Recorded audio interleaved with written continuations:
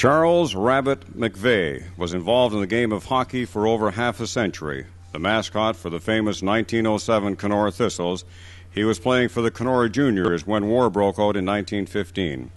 Serving overseas, he returned home having been twice wounded and suffering a hearing loss. Showing true determination, he made his way out west playing with teams in Winnipeg, Moose Jaw, and Regina, before signing on with the Portland, Oregon Rosebuds of the old Pacific Coast Hockey League in 1924.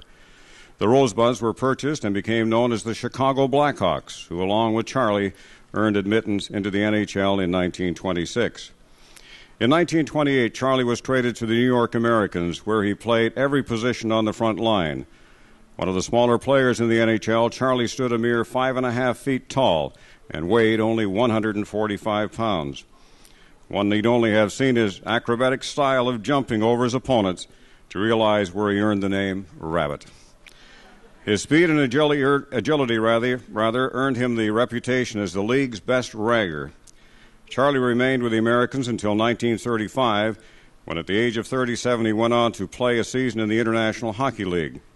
With the start-up of the AHL in 1936-37, he signed on as an official, going on to serve as the league's referee-in-chief, as well as being appointed a referee and linesman in the NHL from 1939 to 1945.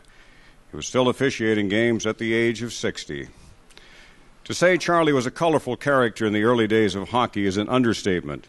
He thrilled the crowds with his high jinks wherever he played. Lester Patrick noted that, and I quote, "He not only had a dynamic personality and plenty of color, but he gave the best at all times and was a credit to the game." In 1984, Charlie passed away at the age of 87. Ladies and gentlemen, please welcome into the Northwestern Ontario Sports Hall of Fame the name of Charles Rabbit McVeigh.